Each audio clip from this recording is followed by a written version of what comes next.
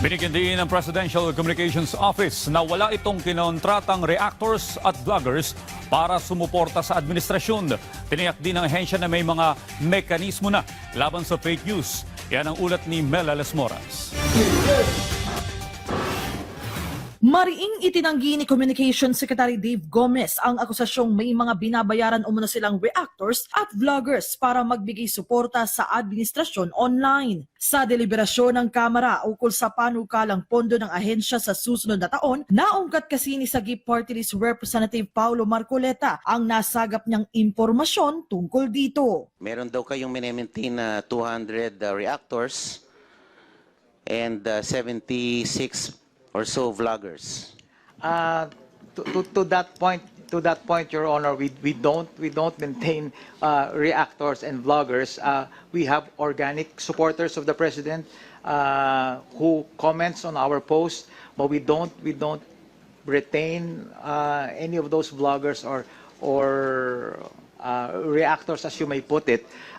Those are organic, real people commenting on our posts, commending the activities, the programs of the President, and they are by no means employed by us. Para sa taong 2026, higit 2.8 billion pesos ang hinihinging pondo ng PCO, kasama ang attached agencies at corporations nito. Sabi ni Secretary Gomez, gagamitin nila ang naturang pondo para mapagbuti pa ang kanilang serbisyo, lalo na sa pagpapaabot ng tama at maasahang impormasyon sa mga Pilipino.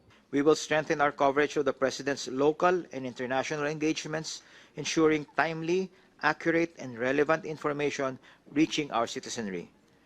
This includes maximizing both state media, traditional and digital platforms to bring government closer to the people. Hinggil naman sa issue ng fake news, binusisi rin ng mga kongresista kung paano pa paiitingin ng PCO ang kanilang mga hakbang para malabanan ang misinformation at disinformation sa bansa. Gate ng Communications Secretary, may mekanismo na sila para rito. In terms of the systems in place, we have certain fact-checking and verification processes in place.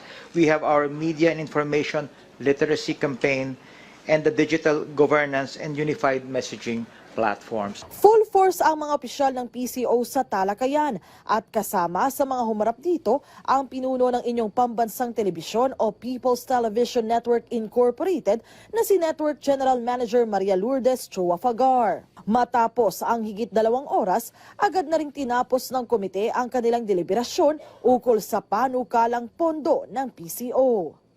Mela Las Moras para sa Pambansang TV sa Bagong Pilipinas.